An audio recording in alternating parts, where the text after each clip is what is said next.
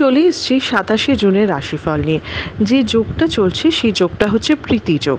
যারা জন্মগ্রহণ করবে তারা কুম্ভ রাশির শূদ্র বর্ণ রাক্ষসগণ অষ্টোত্তরী ও বিংশোত্তরী রাহুর দশায় জন্মগ্রহণ করবে। যদি কারো মৃত্যু ঘটে সে মৃত্যুতে কিন্তু দোষ নেই। সকাল 1:57 পর মানে দুপুর 1:57 পর মৃত্যু ঘটলে দ্বিপাদ দোষ, আর রাত 8:41 পর মৃত্যু ঘটলে ত্রিপাদ দোষ পাবে। যে সময়টা কাজকর্মের জন্য ভালো সেটা হচ্ছে সকাল মানে দুপুর 3:42 থেকে 6:24 মধ্যে, আবার সন্ধ্যে 7:04 থেকে 9:01 মধ্যে। আপনি যদি মেষ রাশি মেষ লগ্নের মানুষ হন, কোনো প্রাপ্তিযোগ থাকলেও আপনি আজকে একটু বেশি অ্যাগ্রেসিভ হয়ে থাকবেন, তো নিজের ব্যবহার বা কথাবার্তাগুলোকে একটু কন্ট্রোল করতে হবে। আপনি যদি বৃষ রাশির মানুষ হন, পাইলস বা পেট রিলেটেড কোনো সমস্যায় ভুগতে পারেন, তবে আজকে কাজ করে বা সব কিছুতে আপনি যথেষ্ট সন্তুষ্টি লাভ করবেন। আপনি যদি মিথুন রাশির মানুষ হন, যে কোনো কাজে একটু বাধা পাবেন, আজকে একটু পার্টনারের সাথে আপনার কেমিস্ট্রি যথেষ্ট বাড়তে চলেছে।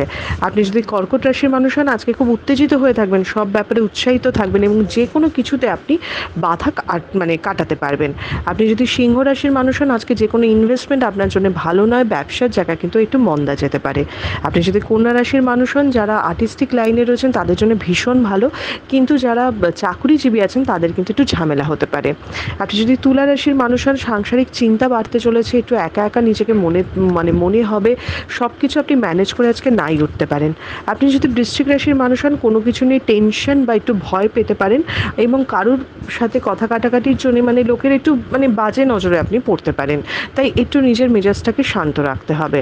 আপনি যদি ধনুরাশির মানুষ হন, তাহলে উল্টোপাল্টা সম্পর্কে জড়িয়ে পড়ার প্রবণতা আছে, তাই খুব সাবধানে আজকে মানুষের সাথে কথা বলুন এবং যে কারোর প্রস্তাবে রাজি হবেন না।